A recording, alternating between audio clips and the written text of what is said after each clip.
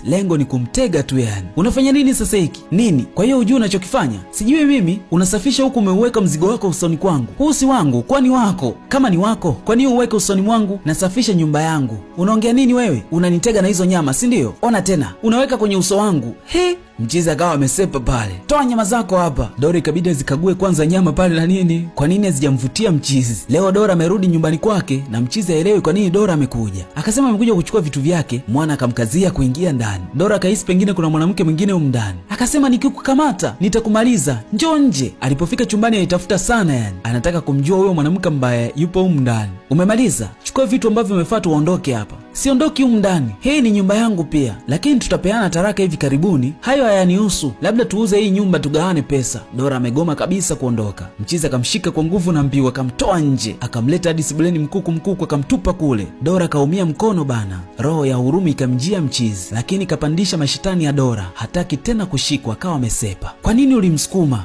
Sikudhamiria. Mama kashindwa kabisa kuelewa mwanae anataka nini. Kwa sababu kuhusu taraka bado hayupo tayari kutoa. Hajui nini anataka isee. Mama akamwambia anapaswa lipambanie penzi lake kwa sasa. Mama akamshauri sana pia Dora. Akamwambia aliingia kwenye ndoa bila kuchunguzana. Na upendo wa kweli unaweza kuendelea wakiondoa tu chuki binafsi. Dora akawa anakagua Instagram ya Ramsi na nini. Akikuta mwanamke akakomenti tu. Anamjibu huyu ni mume wa mtu. Message zinamfikia pia Ramsi. Basi nitabasamu tu mtu wangu. Leo Dora akapokea simu ya mtu wa delivery. Akamwambia amemletea mzigo wake. Umetoka kwa mume wake aisee. Ikabidi aende kupokea. Mchizi amemletea zawadi na meme ya kumtakia afya njema. Hii ikamvutia zaidi Dora. Siku zote wanasema ukimpelekea zawadi umpendaye ataithamini sana hiyo zawadi. Hata kama mlikuwa mmegombana, basi ugomvi unaweza kaishia pale pale. Ramsi leo akamtumia message Dora, basi huku bibie phrase kawa nyingi yani. Mama akajua tu kuwa hapa yatakuwa ameisha. Dora, najua nakupenda na wewe unampenda. Ndoa ni ngumu sana. Yeyote anayekwambia ni rahisi anakudanganya. Najua nyie mtayamaliza. Rudi kwa mume wako. Acheni kucheza hii michezo ya kitoto kabla mmoja wenu hajafanya makosa. Hali hii ni hatari sana. Upo hapa, yeye yuko kule. Chochote kinaweza kutokea. Rudi kwako. Rudi kwa mume wako. Maneno akawa amemwingia Dora. Mishale fulani hivi ya usiku wakati Ramsi anatoka kazini, akamkuta Dora sebuleni. Akamshukuru sana kwa zawadi ambazo alimtumia mchizi, kisha akamwambia amemmisi sana. Misamaha mingi sana ikaombwa pale mtu wangu na ugomvi wote ukawa umeisha. Na huo ndo ukawa mwisho wa tambala hili mtu wangu linaitwa My Sunrise. Hebu tuambie, ni mbinu gani ambayo huu unaitumia kumwomba msamaha pindi ambapo mpenzi wako unamkosea?